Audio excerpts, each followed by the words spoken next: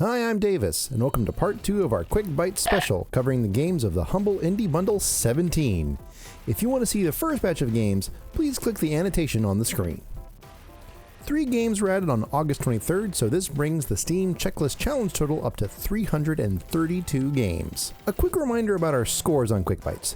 The scores are not indicative of the full caliber of the game, but rather is a rough idea of how likely I'd be to continue playing the game based upon my first impressions.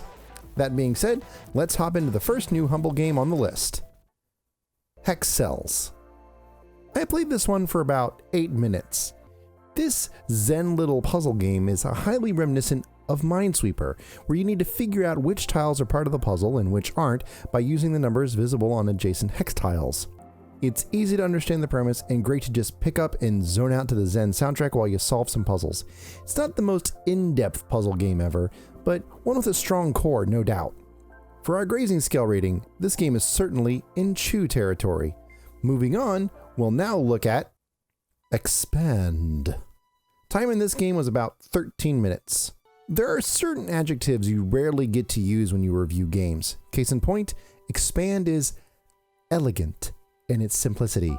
You navigate a tiny square through endless seas of white amidst dark backgrounds. What starts as a peaceful trek through a tutorial area soon gives way to mazes and puzzles. Zen seems to be another word I get to fling around today, but I totally zoned out and got lost in my own mind playing this title.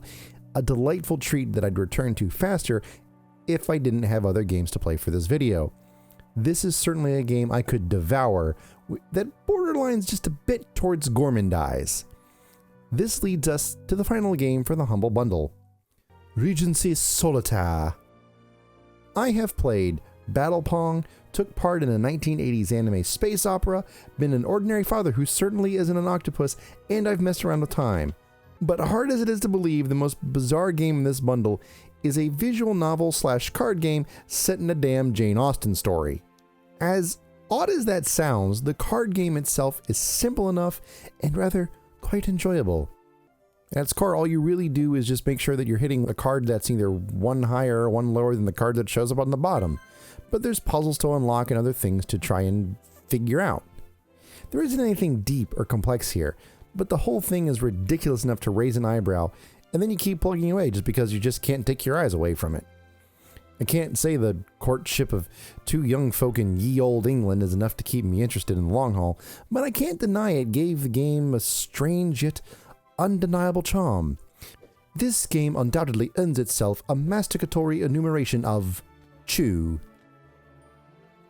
I hope you've enjoyed this little Quick Bytes fling through all that the Humble Indie Bundle 17 has to offer.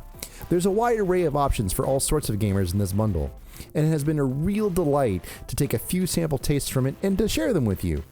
This bundle wraps up sales on August 29th, 2016, so hurry on over to humblebundle.com to not only support some awesome indie developers, but also some awesome charities as well. If you enjoyed this video, we do make other Quick Bytes episodes sporadically in the middle of making our zany Let's Play show.